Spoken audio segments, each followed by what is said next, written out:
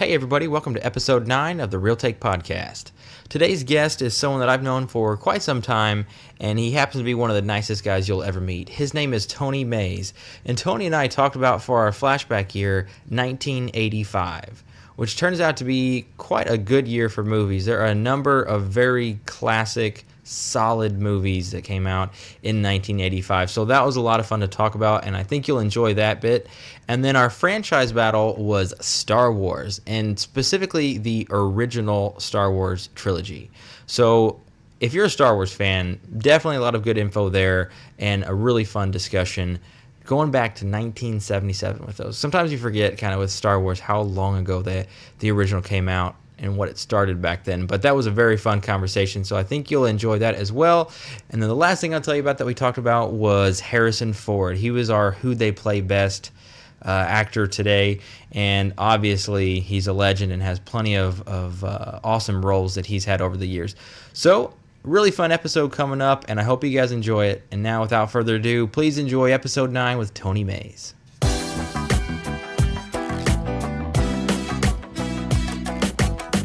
All right, we're going to go ahead and get started with our flashback year, which today with Tony is 1985. So how old were you in 1985, if you don't mind? 20. 20, perfect. So what was going on in 1985? Well, if you're a basketball fan, the Lakers won the NBA championship, the Kansas City Royals won the World Series, and the San Francisco 49ers won the Super Bowl. Did you watch any of those? Were you big fan of sports at the time? Not at all. Not really? No. Well, I wasn't alive, so I don't have a lot to say about it. But the president was Ronald Reagan, also known as the actor Ronald Reagan. The best-selling album in 85 was... Did you know this before the notes? Do you remember that? I didn't remember for sure that it was the best-selling album of 85, but I knew it was right around in there. It was pretty popular. Yeah. Bruce Springsteen, Born in the USA. Huge. Average cost, so just a couple of average costs back then. Gallon of gas was $1.12. That would be nice right now. Movie ticket was $3.55. Wow. That's been a little bit. Do you remember, did you go to the movies much in 85? Oh, yeah. Big fan? Yeah, starting early 80s on through the 90s, big movie fan. Yeah. Lots of movies. $3.55 would be nice. Now, it's not terrible. I mean, if you go... So for the Cape Theater, if you go on a Tuesday night, it's $5. It's regular matinee, obviously higher than that, but you can catch it. You know, you can get some good seats or some good ticket prices depending on when you go, what day and time, all that. But moving on to some popular movies from 85. So here's just a short list of some popular ones at the time. Was Brewster's Millions, Fletch, Cocoon, Teen Wolf, St. Elmo's Fire, Witness, National Lampoon's European Vacation, Police Academy 2. Are you a fan of any of those? Any of those stick out at you? Not necessarily of those. Not that list? Yeah. Just a pile of crap. No, not either. Have you seen any of those? All of them? I have seen, I think all of them except Brewster's Millions. Oh, wow. So Brewster's Millions is a cool one to me. Brewster's Millions is about a baseball player that he gets offered, I forget exact details on this, but he gets offered, I want to say like $30 million, and he has to spend it within a short amount of time, and if he spends it all and has nothing left, then he gets like $100 million or something. But the only rule is, it was like an inheritance or something, and so he had to spend all that money in order to inherit the larger sum of money, and the only rule was he couldn't tell anyone. So I forget which baseball team he played for, but everyone around him was telling him, you're nuts, you're wasting all your money, and it's all going on. And obviously it was on purpose, but he couldn't tell anybody. So he was trying to spend every dime, every penny, and they said that he had to have nothing. He couldn't own anything either. It was like he had to waste it. He couldn't just buy cars and then own them. He had to have nothing to his name but the shirt on his back, and then he would get all the other money. So it was kind of a funny story. Witness we'll talk about a little bit later, but yeah, really that list, nothing really sticking out to me on that list either. Brewster's Millions is actually number 3 on my list, which is also why I put it on there. So yeah, it was Richard Pryor and John Candy are in that. So I thought that was a fun one. Also on my list, number 2 is The Goonies. Have you seen The Goonies? The Goonies is one of those movies that seems to always be on. Yeah. And I have seen parts of it a million times. I've never seen the no. whole thing from beginning to end. Really? That kind of surprises me. I'm a big fan of the Goonies. It's not one of those movies I want to watch like all the time. Like I think some movies have that ability to you never get tired of it. It's not so much like with me. But it's kind of like one of those things, like an anniversary. Like every year, I gotta watch it once or something. Every couple years, it just I don't know. It feels like a kind of a cult classic following. So I don't know if you knew this, but Josh Brolin is in it. I didn't realize Josh Brolin was in the Goonies until after I think I saw Men in Black 3, and then I started looking into more of what Josh Brolin was in, and I was like, what? Because I watched it all as a kid, the Goonies growing up, and I had no idea who he was. And then he's Thanos, he's in Man in Black 3, he's in Deadpool, and I was like, I know I've seen this. So yeah, he's in the Goonies.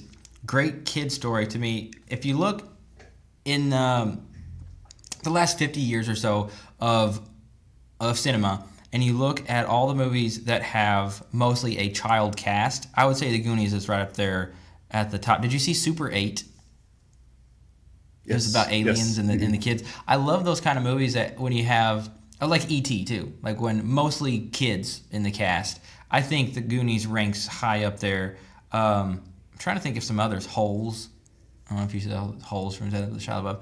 I think it's cool when you get an entire cast of people that are 12 and under, kids in the movie, and they actually are good actors. It's kind of hard to find that many good actors at that age to all, be cast in the same role. But anyway, that's what I liked about the Goonies. I thought that was cool. Treasure Hunt. Number one from 1985 for me. This is my top three. Back to the Future. Michael J. Fox, Christopher Lloyd. I know you've seen Back to the Future. Oh, yes. Do you remember, did you see it in theaters like in 85? Yep. And were you completely blown away, or was it just kind of cool? It was pretty awesome, yeah. Yeah.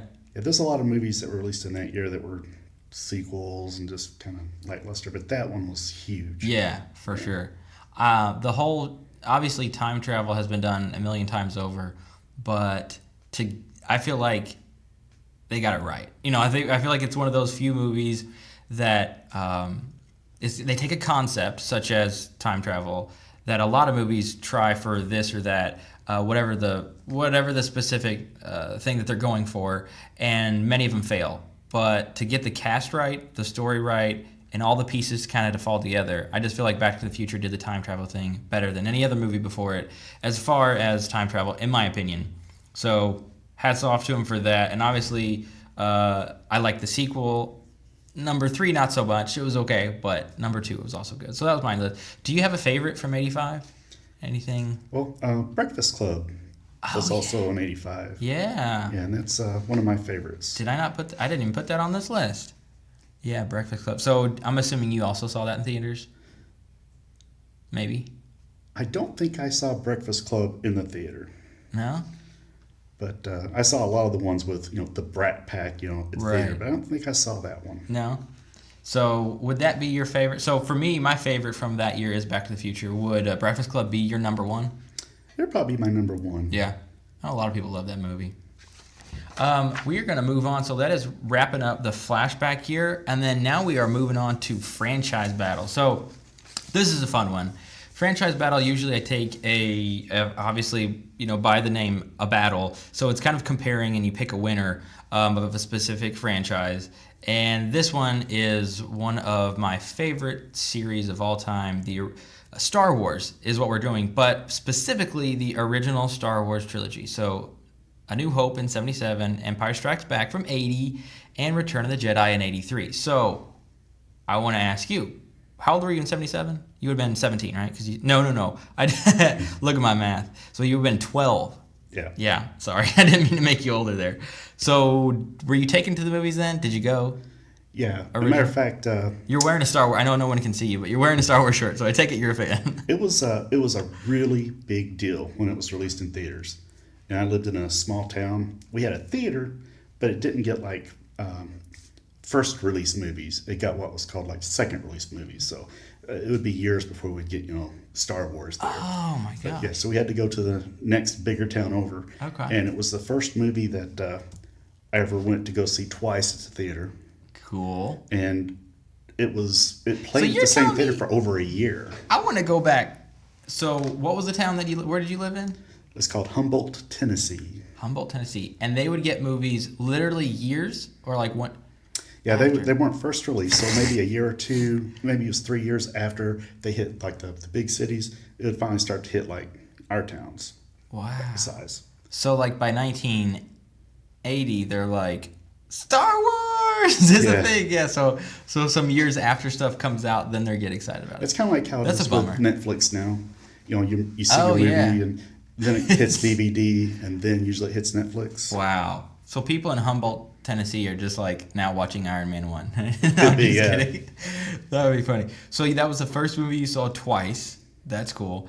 And then of course I wasn't, sorry to remind you, I was not around in 77. However, was there a big build-up for Star Wars? Or was it like one of those things that after people saw it, then they're like, oh, this is really cool? Or did you think it was going to be awesome before it came out? Or like how did the trailers work for that and all? Well, for me, I was a bit of a movie geek. And so I would get all the different movie magazines that dealt with science fiction and horror movies and would read those. Current time, not like 3 years later. Yeah. Okay. That was something that actually showed up on time. The one guy that knew what was going on in Humboldt, Tennessee. That's funny. But those, I was real excited about it. I would read about the movie, and then a few months would finally show up and get to go see it. And I would have already read, everything that I could get my hands on. And Star Wars is one of those. There was a lot of hype in all the magazines and stuff because the people that had seen it and written the articles realized it was something different. Oh, wow. And then by the time it actually hit the theaters, word of mouth had gotten around to everybody, and everybody was excited about it. That's really cool. So I was wondering, kind of, since today's way of spreading news is, good Lord, so much different than 1977 with social media, and even 24-hour news cycle, wasn't around in 77.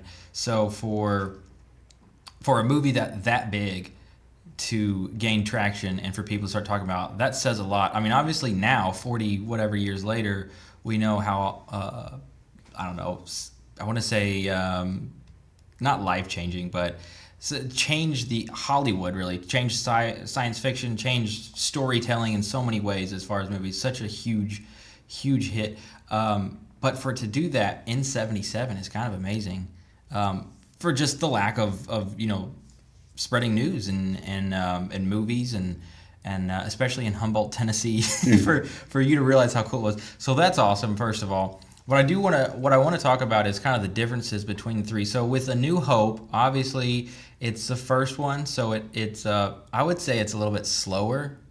Would you? A little bit, at least at the beginning, as far as the storytelling, because they have to build up a little bit of who's who. I would have to say, yeah, definitely. I mean, not a ton slower, but enough that they took their time storytelling, at least for the first bit of the movie, to get the characters established. And then I would have to say that Empire Strikes Back is quite a bit quicker as far as getting in. You get straight into the action. And Return of the Jedi, I don't know, it's a good mix of both, I guess. It's still mostly action, but all the characters are well established by then. So what we're looking at here is kind of a battle between the three. And I know it's hard to sometimes pick between, I mean, I like them all. Did one stand out to you as just that much better than the others? Or Well, I enjoy all three. They're amongst my favorite movies ever. But having been there when A New Hope came out at first, and it was the first Star Wars movie that came out, at the time there was nobody had any idea there'd ever be a sequel.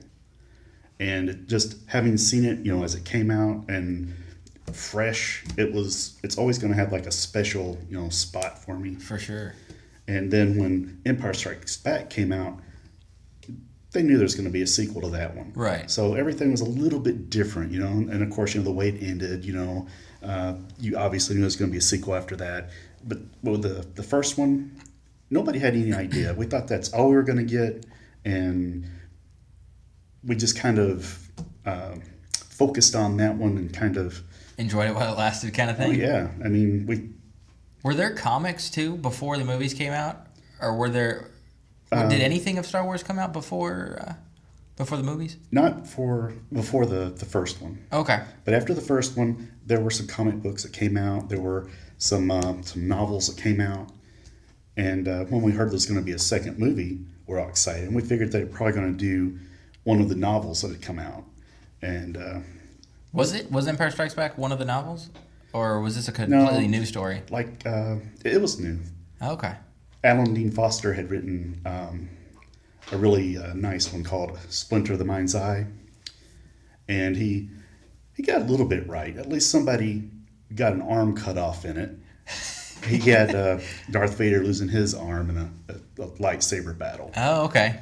But a little switch of the roles there. That's right. Okay. So, you got to have somebody lose a limb in every movie. Yeah, it just has for to sure. happen. In order for it to be a good movie, someone's got to lose an arm. That's right. Or at least a leg. And of course, it was also before we found out about the whole brother-sister thing with Luke and Leia. So, Was that planned all along? Or was that something Lucas was like, hey, you know what would be cool? It depends when you would ask Lucas. Probably if you asked him back then, right after the first movie, no inkling probably.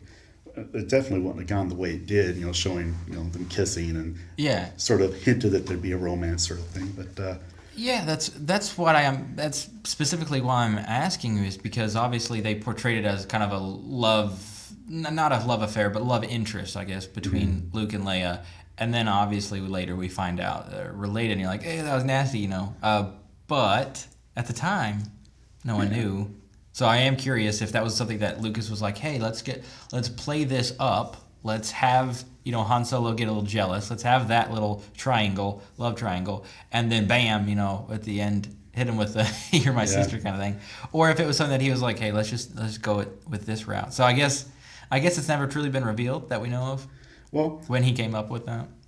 I remember reading. I'm assuming Lucas came up with that, unless a co-writer or someone. Yeah. I remember reading back when in the first movies, were coming out, the original, trilogy. Yeah.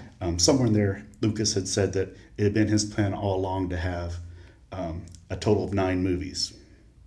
And he had the entire history of the Skywalker family, and his ideas and in his notes. But I just don't think that, I think a little bit of that's him kind of backtracking a little bit and kind of trying to make it seem like it was more a complete idea than it really was. Oh, yeah. Yeah. So kind of like covering his tracks a bit. Assuming he was going to have some more movies come out, he had to go back and retcon a couple things. Sure. Yeah, but once I think he realized that it was so successful, there were going to be sequels.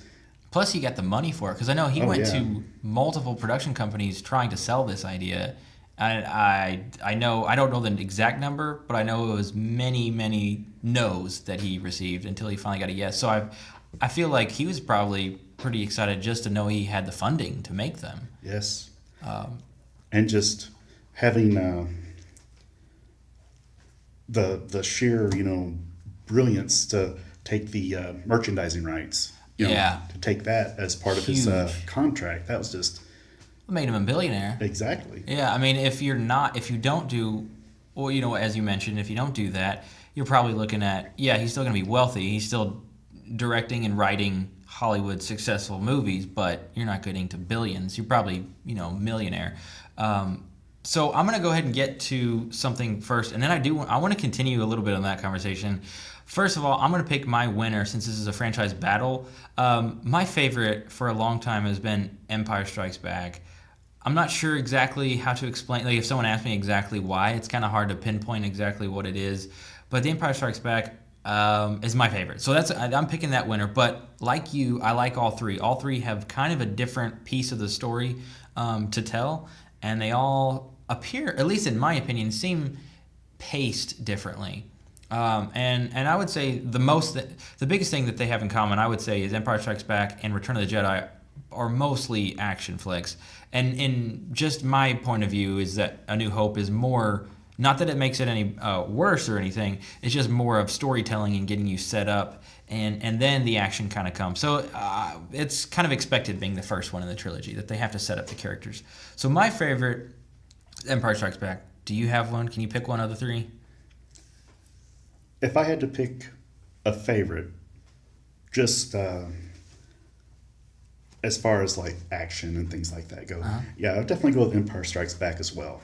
But like I say, A New Hope is always going to have a special Sure. spot in my heart. But Empire Strikes Back of the three, I think is a better movie. I think. Yeah, there's a couple things I do want to briefly say about Empire Strikes Back is why it is. The training with Luke and Yoda in the swamp. I don't remember exactly what the name of the planet is. Do you? Dagobah. Thank you, Dagobah. So they're training, and for me to see, and I was a kid, so I was young when I saw it, but not when it originally released. It was really cool to see, I guess, the whole training process, and of course this little frog-looking guy that has powers. I was like, whoa, that's awesome. Huge ears, and so for him to, I remember specifically seeing him pull out his X-wing out of the swamp for the first time. It was X-wing, right? Now I'm starting to second guess myself. But yeah, to see that happen and to see him getting stronger and to, I guess just for him to learn his abilities and to learn his powers, I thought that was a cool idea, concept, because he was messing around with it a little bit in A New Hope, but nothing like the actual training from Yoda on Dagobah. So that is one thing. Another thing was I unfortunately missed the greatest reveal in cinema history, maybe, perhaps, arguably, in Luke, I'm Your Father. So that also has a piece of, I guess, history with it as far as why I think it's also a better movie. Just because that one scene, that one reveal, I'm just bummed I couldn't see it for the first time, because now you can never go back. Obviously, everybody knows it. Quickly... So I forget what he said. Did you see that? You did see it in theaters. Mm-hmm. And were you like mind blown when he says I'm your father? Like, no way, shut up. Yeah, it was. Everybody was, right? It was. Spoilers weren't as big a thing back then either. I mean, without social media, it would take a long time for spoilers to get out there. Especially where you're from. Yeah, especially where I was from. Okay. And I had no idea going into it, that was going to happen, and like. Everybody in the audience were just like, I can't imagine. Well, that makes me think of, you did see The Last Jedi? Yeah, I've seen them all. Okay, I figured you were caught up. That reminds me of when Rey, when we after episode 7, and we find out that we think that she has some history with the Force, or everyone was speculating who she's related to, and then in The Last Jedi we find out it's nobody, and it's just a couple of average parents. For me, it was a huge letdown, and I was like, what? I wanted something historical. I wanted something big and something to pull it all together, and for him to say, you just had like average parents, or your parents were nobody. I forget the exact line that he said. I'm like, that's not much compared to I'm Your Father. And I know they wouldn't, I mean, they're not going to recreate the exact same line or anything, but I was looking for more with that. Did it make sense to you, or were you okay with that? Well, I think that with the newest trilogy, they've kind of been going out of their way to try and make it similar as far as, the way pacing and things like that go, but also they're going out of their way to do things kind of opposite too. To make it its own. Where, it was a huge reveal when Luke was revealed to Luke that he was, Vader's son. So they, instead of it being a climactic moment in the newest movie, they made it anticlimactic. It's like, oh yeah, your parents are nobody. And it's like, real downer. And they did the same thing with like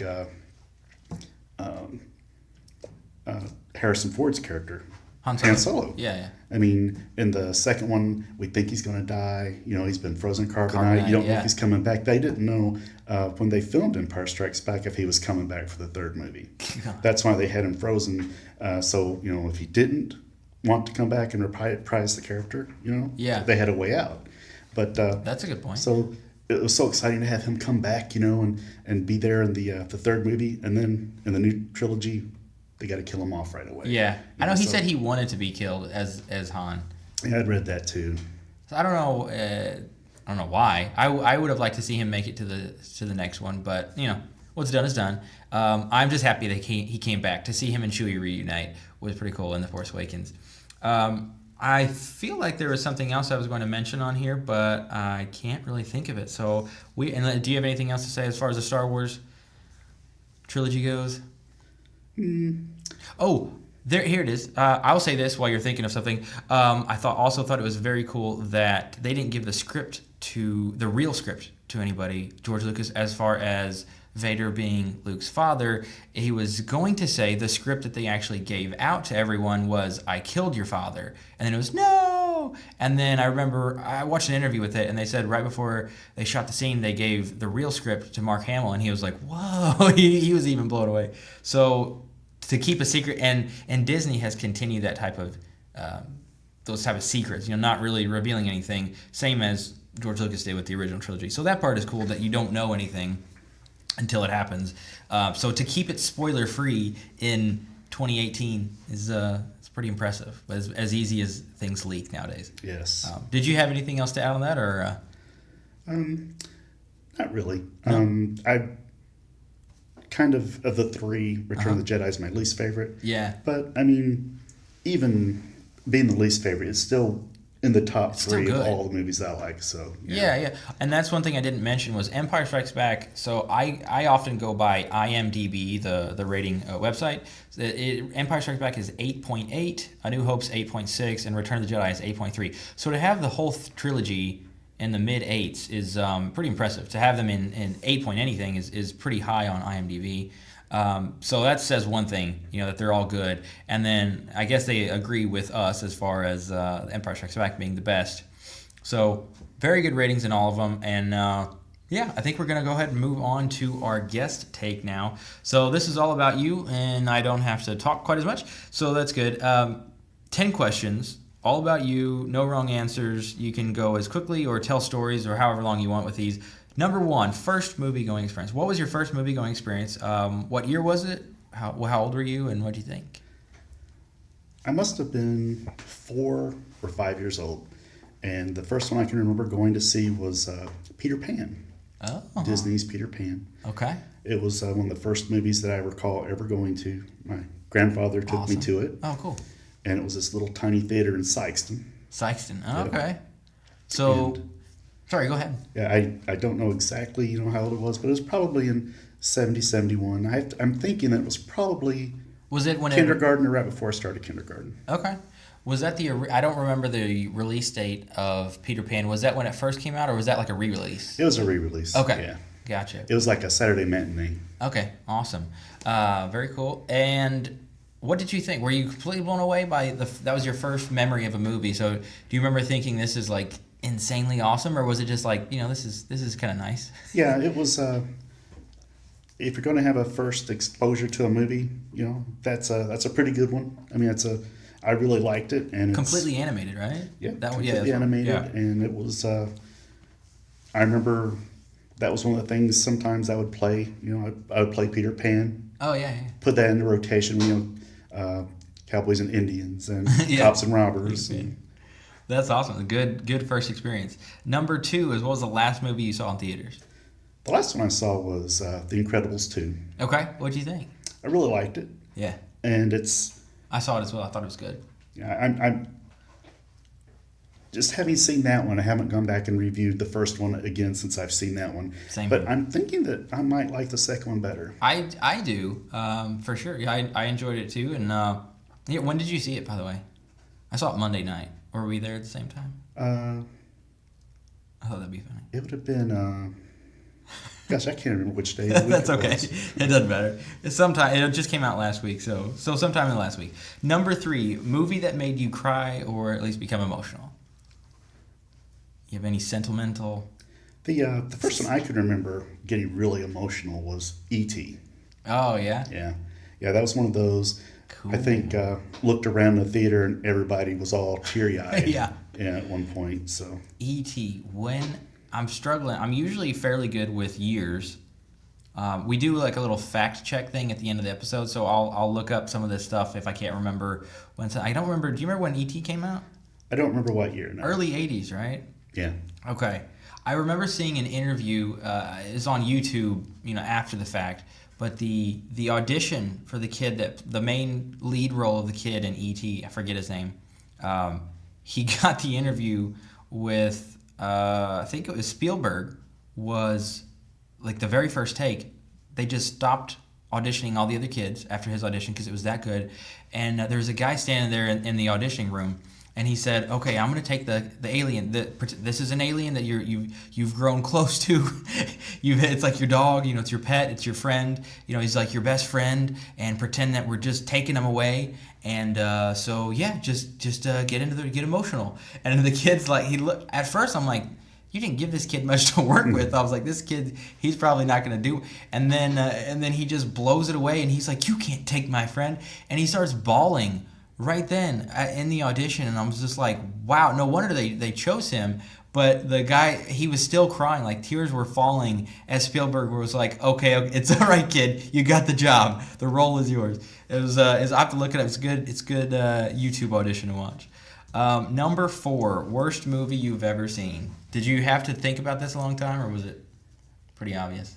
I gave it some thought, yeah. Okay. I'm going to go with movies that I saw at the theater. Okay. That's versus, fair. Some of the horrible made-for-TV movies Yeah. and things like that, like Sharknado. But the worst one I ever remember seeing was called Parasite. And it was released in... was it a horror film? Yes. You're big into horror films. Like It's big... Okay. And it was in the early 80s. It sounds scary. Just it was by the made name. as a 3D movie. And at the time, Whoa. there were several 3D movies that came out in that time that were made. You could tell by seeing just a scene that it was made to be 3D. Mm-hmm. However, they didn't show it at 3D in the theater to see it. So we were so excited to go see this 3D movie. And we got in there, and we found out that it wasn't in 3D. In Humboldt? This was in Sikeston. Oh, okay. Yeah. So we went ahead and we watched it anyway, and seeing the scenes where it's just obvious that they were throwing things at you, and it would have been great if it was in 3D. It was totally lost. And you realize they spent their entire budget on the 3D. Yeah. They didn't have anything left to get anybody that had any acting talent. Oh my god. The creature, the parasite itself, was really kind of, sad. The quality of the effects were really lacking. Wow. And it was just... So I'm assuming they had glasses at the other theaters, just not the one you were at. Like they had the... Yeah, it's just they didn't have, I guess, the equipment to show it in 3D at that particular theater at that time anyway. Bummer. Yeah, it Wow. was. So that just sounds awful. Yes. Maybe have you seen it since? I haven't seen it since. I thought maybe haven't it'd be seen it better now. anywhere, even available. Yeah. Well, that's probably for the best. Yes. Number 5, movie you're embarrassed to say you've never seen. And I always preface this with everyone. It doesn't have to be necessarily anything you lose sleep over, just something that people would be surprised that you've never seen. I think that a lot of people are surprised when I say I've never seen The Goonies, all the way through. Yeah. Yeah. My wife, that's one of her favorite movies. Oh, yeah? And every year it's the same. I've never seen it all the way through. What? What? We go over this every year. Every year, yeah. So is there anything competing with that, or is that the main one? That's you probably the seen- one that comes up in conversation more. Okay. The others, That's fair. like I've never actually seen The Godfather either okay. all the way through. Just snippets. Gotcha. So that's the one that I probably feel, personally, a little bit embarrassed. But the others, other people shame me because I haven't seen Goonies. Okay. Number 6, favorite scene in a movie. Do you have one? There's so many scenes that are great. Like We mentioned a couple in Star Wars, and it'd be easy to pick those. the most recently the battle scene in Wakanda in Avengers 3. I mean, that was pretty incredible. Yeah. Or the airport battle in Which one? Captain America. Oh, Civil War? Mhm. Yeah. That's pretty incredible too. Yeah. It's kind of It's hard to pick. it's hard to pick, yeah. But So it I'd say sounds like- probably one of those two, yeah. Avengers, man, I'm huge, and I know you are too, huge Marvel fan. There's a lot of really good... Marvel does something really well. I think they make very dramatic, big scenes, but they don't make them cheesy. Because I feel like it's very easy to be like, all right, here's a big intro. Here's where we introduce this character. Here's where they meet. Here's where whatever it is. And yet somehow everyone knows, all right, this is going to be the big deal. Here's the big reveal. And yet we're still impressed. I don't know. I don't know how they do it, but they just keep doing it. And I feel like most movies that you're like, okay, this is predictable. We know what's about to happen. We know this character is about to come out of, like, for instance, in Infinity War, when the first time you see Captain America and it's in, like, the subway station area, and like, it's him, and you can see something kind of in the shadows, and yet I still get chills when I see it for the first time. I'm like, whoa. And the way they introduce the characters and they go about the scene, it just, to me, it's not cheesy, and it's hard to do that when you make something that's, well, I don't know. A lot of people try to do it and they just can't. So very cool. I'm going to move. Sorry, sometimes I get off of my tangents. So we are going to move on to number 7, your dream co-star. So in this magical world that you're a famous actor and you could work with somebody one time, one movie, who do you pick? Living or dead, right? Yeah, either one. You can pick one of each. I think it would have been great to be in a movie with Don Knotts. Oh, yeah. Just some of the faces he would do, his just mugging for the camera. Yeah. Just physical comedy. Exactly. I think. And he was a character, that I grew up seeing, him on Andy Griffith? Andy Griffith show. Yeah. Every day I come home from school, I would see Andy Griffith show. And then I would see, like, the movies like Apple Dumpling Game. Yeah. Or the Mr. Chicken. Yeah, Ghost of Mr. Chicken, right? Mm-hmm. Yeah, that's a good one, too. That would be awesome. What about as far as living? As far as living goes, it's... Did you have one specifically? It's a little harder to pick one over another. But I think it'd be great to be in a movie with Christopher Walken. Oh, yeah? Because just the movies he chooses to be in, his characters are so weird and off the wall. Yeah. To be in a movie where, you have people like that, I think that would be pretty cool. Yeah, for sure. A movie, or not a movie, an actor that it would be not that difficult if you're an actor. Now, obviously, this is hypothetical, but if you're an actor, even a low-grade actor, it would be fairly possible to be in a movie with Nicolas Cage, because that guy's in some huge movies and really big roles, not as much anymore, but then he's in some really goofy, like, straight-to-video movies and Netflix movies, and not the big Netflix movies, but the cheapo ones. And I think as far as picking just really across the board, he's all over the place. He is. Movies, sometimes the budget that he's in is, a couple $1 million, and others he's in hundreds of millions of dollars, and the guy doesn't make any sense to me. But all right, Christopher Walken's better. So number 8, favorite line in a movie. There's all kinds of great ones, but one that has always stayed with me ever since I saw the movie when it first came out was from the movie Buckaroo Banzai. Can't say I've seen it. It's great. It's one of those that's kind of got a cult status sort of thing, a big cult following. Okay. But you should check it out sometime. But there's one scene in it where the hero he's one of those characters that's an overachiever. He's like a world famous surgeon. He's an adventurer. Okay. He is a lead singer in his own band, and they just go on and on his accomplishments and stuff. But he's in a bar. His band is playing. All of a sudden, he has them stop and says, "Wait a minute. I sense someone here, is sad." And sure enough, there's one lady sitting at a table all by herself, kind of crying.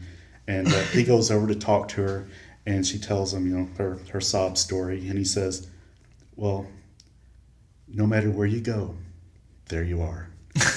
And then he walked off and just left her with a sort of confused look. And they, what? Yeah.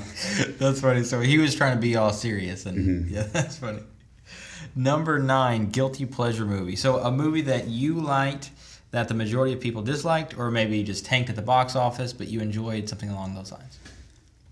I'd say that the League of Extraordinary Gentlemen. Oh yeah. Yeah, that one I'd read the comics, and I was a fan. The movie wasn't, quite the same. I can understand why a lot of people were probably upset with that. Yeah. But I still thought it was great. Was there an original one? Because the one that I'm thinking of is Sean Connery, and it came out in the early 2000s. Yeah, that's the original. Okay, all right. I didn't know if there was a one before that or not. No. I like it too. That would be that should be on my list. Guilty pleasure movie. And it was supposed to be, so bad and perform so poorly at the box office. It's what caused Sean Connery to, retire and not make movies anymore. Yeah. But I'm like, I thought it was good. I actually enjoyed it too. Yeah. I don't know why it got such a bad rating and critics hated it so much. A little on the silly end at times, sure, but not the first movie to do that. So I don't know. Yeah, I liked it too. Good movie. Number 10, last question here. Favorite movie of all time? This can't be an easy question, but if gun to your head, gotta name one. It's really difficult because I've seen so many. Yeah, you And have. it seems like at different times, your favorite movie changes Sure. as well. Not just because you've seen newer ones, but just that particular time in your life. You just think I prefer this movie. I think it's my favorite. Yeah. And one of the movies that I really like that I will stop what I'm doing and will watch no matter what I'm doing if it's on TV is Fast Times at Ridgemont High. Ah. And it's not like a huge epic sci-fi or anything like that. Right. There's no monsters. It's No just a humorous coming of age type movie, and Yeah. it's just I think it's just the time period that it was made, and when I saw it, it was I could really kind of relate.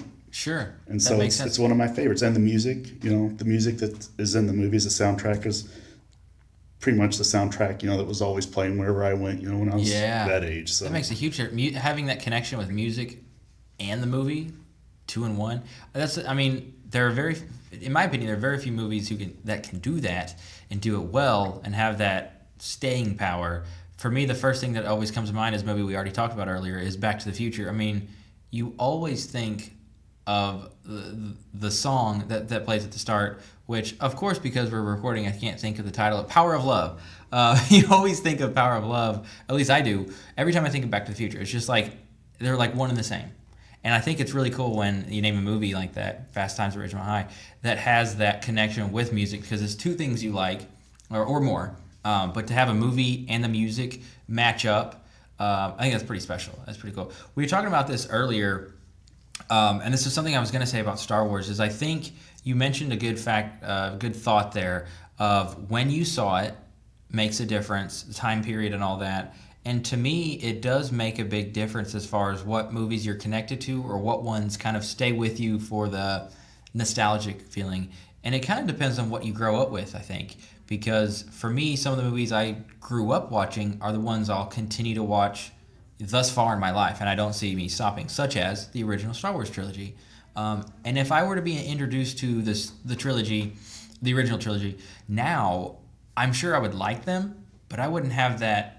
I don't know. It's like my childhood in a movie. Those were the main 3 movies I watched. I watched a lot of other kid movies and cartoons and whatnot, but those were the main 3 movies. I spent the first funny story. The first $100 I made just from doing chores or yard work or stuff for neighbors' house and stuff. I made $100 when I was a little kid, and I spent all of it on Star Wars. I spent whatever $30-something on the VHS trilogy of my own, and then all the action figures and stuff. So to me, there's a big difference between just having a favorite or like a really good movie and then having a movie that you have that nostalgic connection with. And sometimes it kind of boosts it. It may not actually be a great movie, but if you kind of have that memory attached to it, sometimes it, I don't know, bumps it up a notch. yeah, something that I find comparable. When I was growing up, it was always a big deal. Every holiday, there were only the 3 main channels back then, and so you had a huge chunk of the population were watching the same thing at the same time. Yeah. And around the holidays, you'd have say Charlie Brown's Christmas, which was a really big deal. You only saw it on TV once a year, and you didn't have videotapes or Lots the of internet where you recordings. could go to find it or anything. That's Sure. the only time you had an opportunity to really to watch it was that one time a year. And it just something about the holidays and those movies that I watched, for the holidays, all of them, all the holiday specials. They're the first things that come to mind. My kids today, I try and show them. I'm like, watch this, and I'm like, Yeah. this sucks. This I'm like, no, it's something I grew up with. It's fantastic. And then I'll look at it kind of objectively. I'm like, well, maybe it's not as great as a lot of stuff they have, but Yeah. but still, I grew up with it. Yeah, and you'd think it'd make a difference for someone else, but I think, and I've noticed that, with doing these the podcast episodes and talking to people about their thoughts on movies, it's a constant that comes up is it makes a difference when you grew up watching something, rather if you were introduced to it at an adult age. For me, I never watched the Harry Potters. They came out. The first one came out. I was maybe 10. but I never got into them, never watched them. So if I were to watch them for the first time now, I'm pretty sure I would hate them. It's not my cup of tea kind of thing. But I know a lot of people, a lot of friends of mine love Harry Potter, and they started watching. They're usually younger than I am, but they're huge into them. And I grew up, I had the toys, had the wand, had the I had my own wand when I was. It's like, well, okay, that's cool, but probably because you liked it as a kid. I mean, they can be good regardless, but it certainly makes a difference if you grow up with it, in my opinion. Exactly. Moving on to who they play best. So today, and it's funny, he was in some of the movies we've already talked about, but today is Harrison Ford. So we're going to talk about some of his, as I call them, honorable mentions movies, some popular, famous ones, and then I'm going to pick a winner for my own. So just to name a few here, he was Jack Ryan in a couple movies in the Jack Ryan series, Clear and Present Danger in Patriot Games. He was Rick Deckard in Blade Runner and then Blade Runner 2049. He was Richard Kimball in The Fugitive, Han Solo in 4 different Star Wars movies, John Book in the movie Witness. He was Woodrow Dollarhide in Cowboys and Aliens, President James Marshall in Air Force One. And so I could even make the list long. I decided to just stick it to those, to 7 that I mentioned. Obviously, this guy has been in a ton of movies, a lot of good roles, kind of tough for me to pick. First of all, what I want to do before I announce my winner, I want to ask, have you seen those that I mentioned there, or many of those? I've seen them all. All of them? Mm-hmm. Wow. Okay. So what I want to ask you is, how was he in Blade Runner? Because I don't remember. I only saw the original Blade Runner when I was very young, and I haven't seen 2049. So can you tell me a little bit about how his character was in Blade Runner? Yeah, Blade Runner. It was great. His character, everything about it. It was one of those movies that it was based on a story that probably a lot of people wouldn't think would really make it well as a movie. Uh-huh. But it was great. But people just bought into it. Yeah, there's replicants running around that look just like people, but they're not people. And then there's people that are out hunting them down. It's kind of strange, premise there. But he was great. He didn't. Harrison Ford's one of those people that I don't see him and immediately think, oh, Han Solo. Or, Indiana Jones. I buy into him no matter what character he's playing. Sure. And it was great, and especially the way they decided to end it. It was kind of unexpected. It didn't really follow the sort of the mold. And Blade Runner 2049. It was a movie. It was a movie. Oh gosh, what I was about to ask you was which one did you like more? It sounds like the first one was.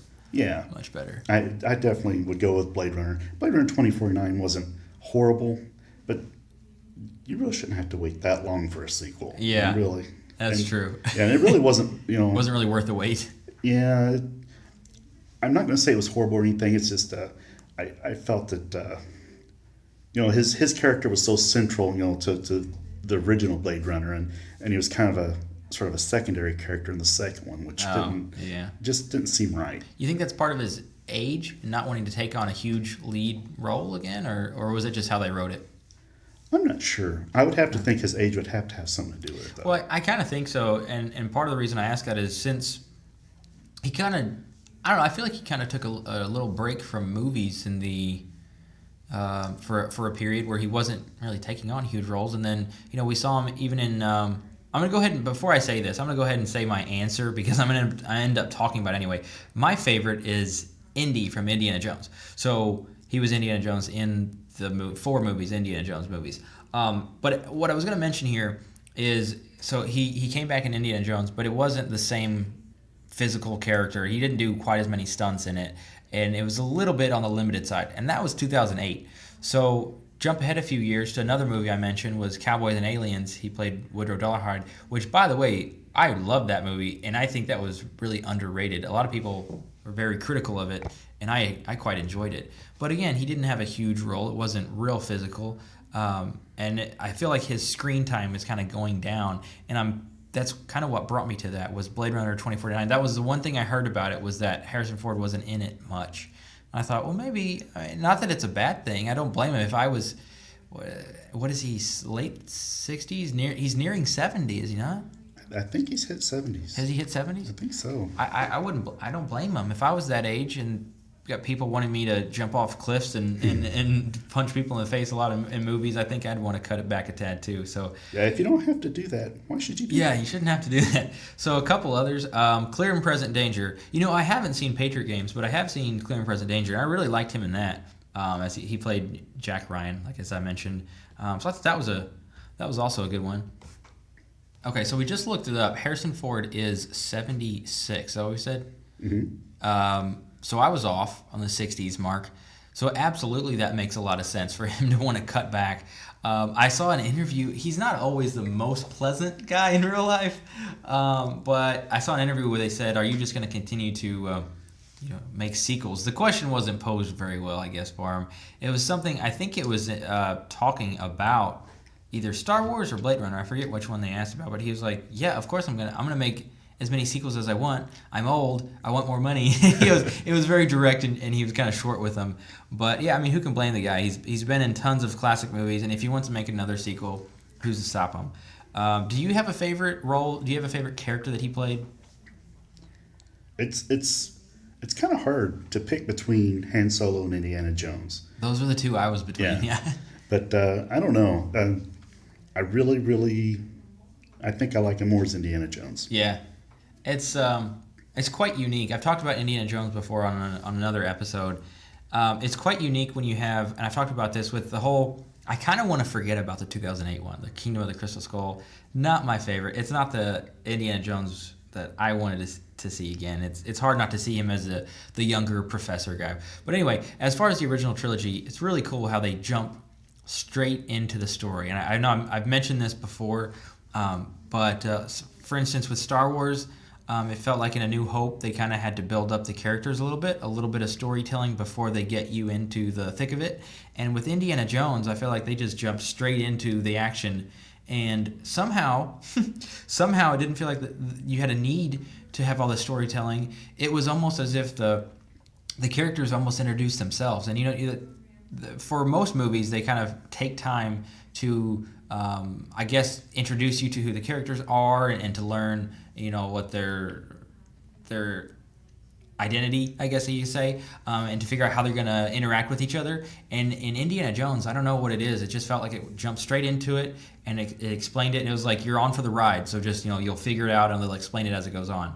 I just thought it was very unique in the way that they did that.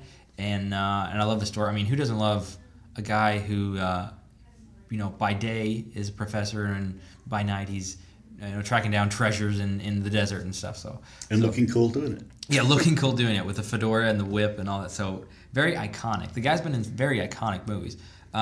Air Force One, was that?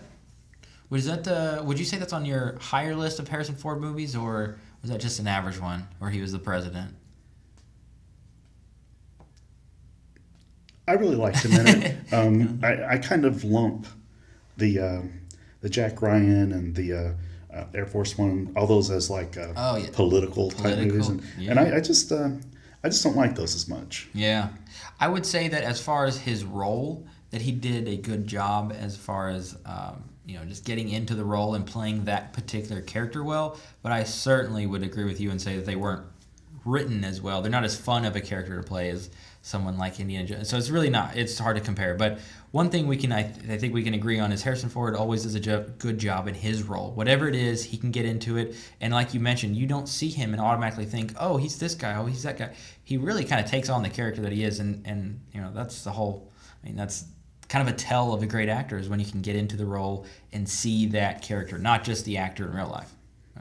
All right, moving on to the last segment here, Suggested Reel. So I just suggest a movie that I think people should give a chance to watch if they haven't. Sometimes I pick older movies, sometimes kind of box office tanks that people didn't give a chance.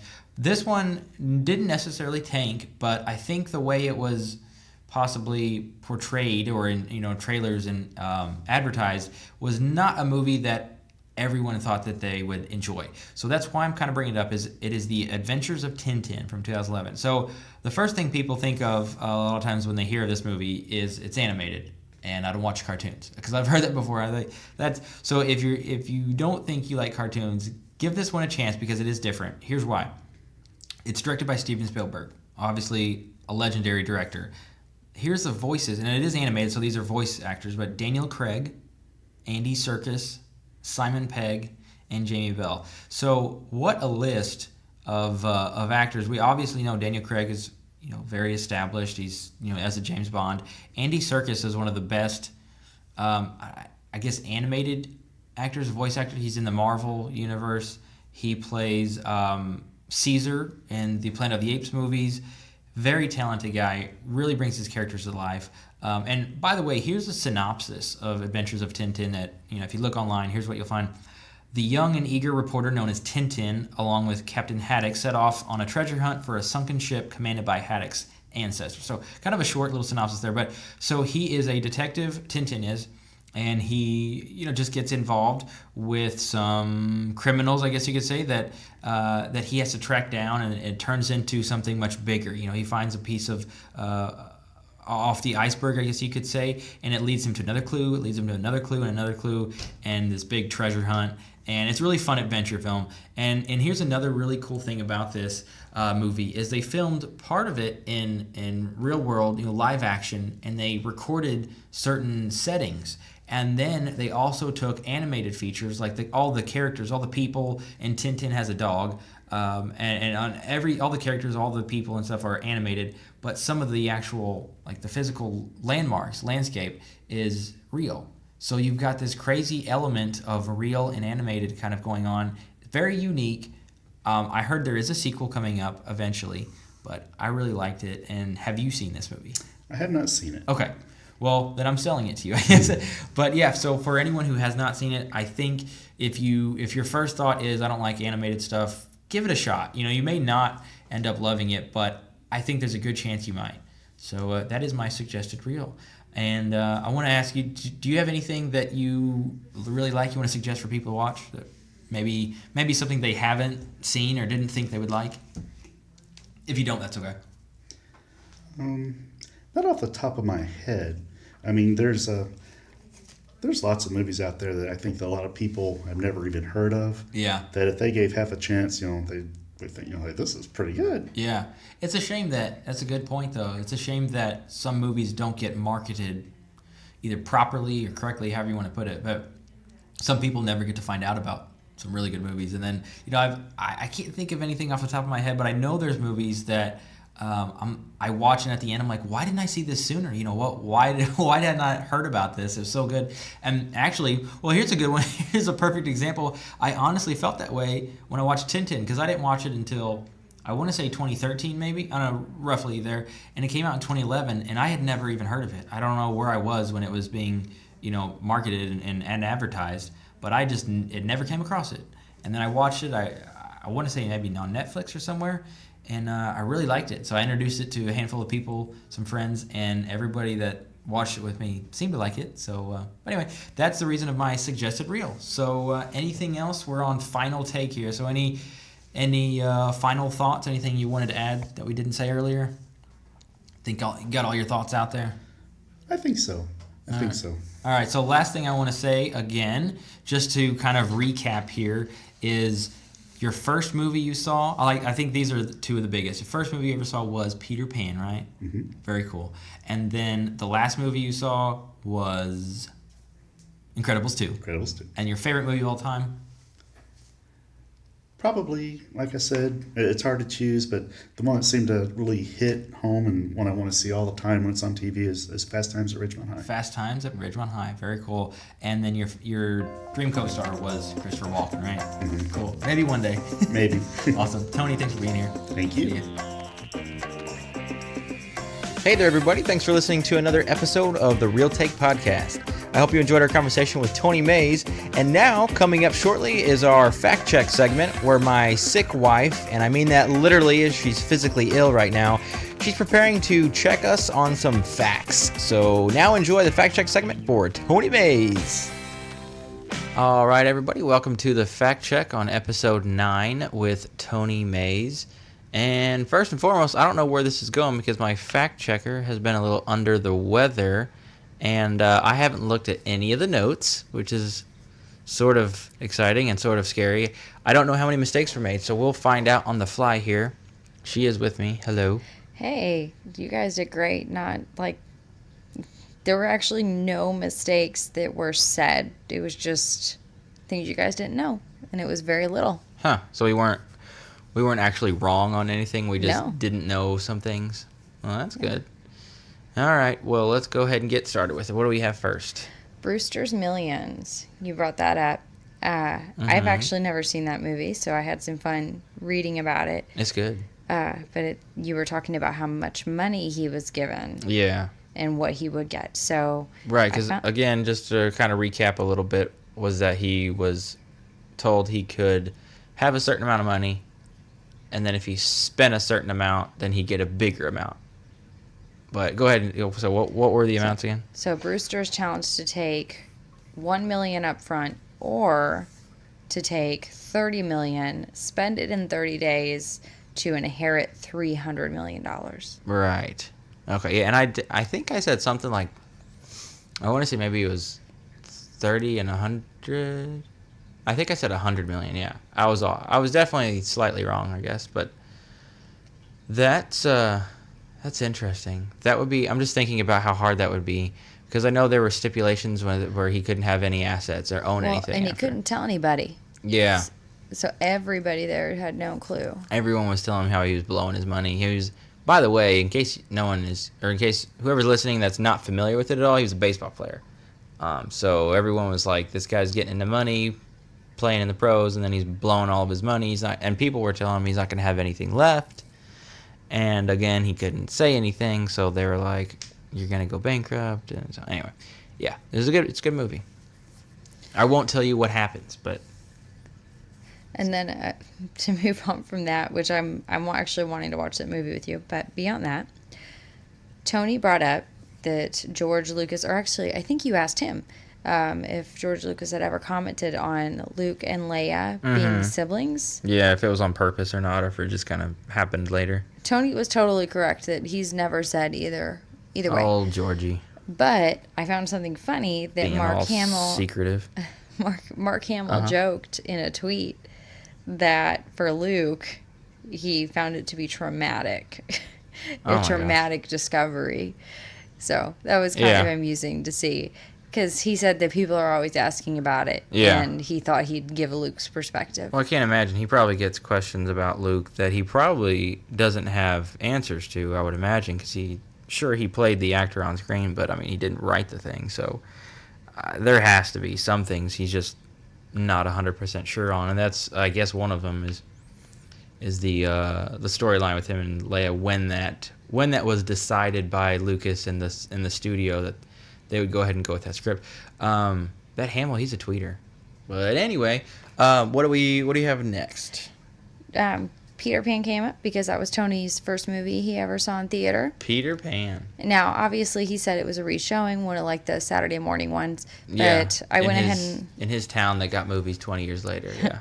I went ahead and looked up the release date for the original. It was 1953. Well, I guess that's not technically the original, but for the version that he saw for the cartoon one. Mm-hmm.